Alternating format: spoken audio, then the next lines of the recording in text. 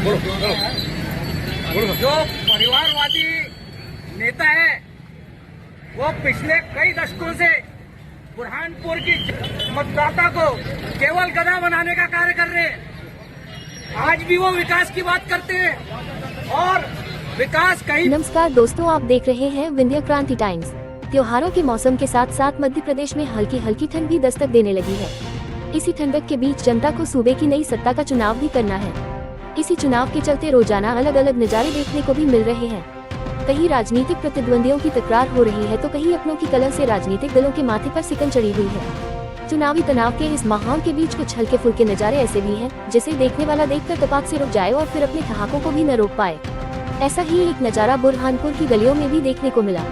नामांकन की प्रक्रिया शुरू होते ही प्रत्याशी अजब गजब तरीके से नामांकन भरने पहुंच रहे हैं। कोई बैलगाड़ी से तो कोई चमचमाती कार से नामांकन फॉर्म जमा करने पहुंच रहा है। लेकिन बुरहानपुर में एक निर्दलीय प्रत्याशी गधे पर सवार होकर नामांकन फॉर्म जमा करने पहुंचा है। बुरहानपुर में विधानसभा चुनाव को लेकर नामांकन की प्रक्रिया शुरू हो गई है, जिसको लेकर प्रत्याशियों ने अपना नामांकन भरना शुरू कर दिया है।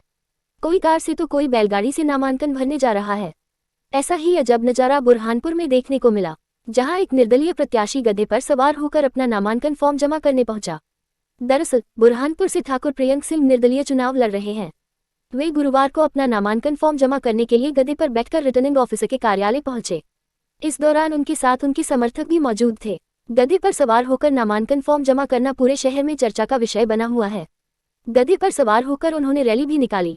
इस दौरान जिसने भी उन्हें गधे पर सवार देखा सब हैरान थे। वहीं जब उनसे गधे पर सवार होकर नामांकन फॉर्म जमा करने जाने का कारण पूछा गया तो उन्होंने कहा कि सभी राजनीतिक दल परिवारवाद का शिकार हैं। सभी पार्टियां जनता को गधा बना रही हैं, इसलिए उन्होंने गधे पर सवार होकर नामांकन दाखिल करने का निर्णय लिया था।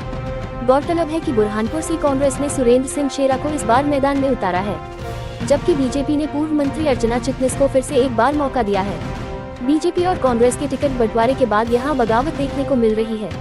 बता दें कि प्रदेश में विधानसभा चुनाव के टिकट बंटवारे के बाद बीजेपी और कांग्रेस दोनों पार्टियों में लगातार बगावत हो रही है। हमारे चैनल विंध्य क्रांति टाइम्स को सब्सक्राइब करें।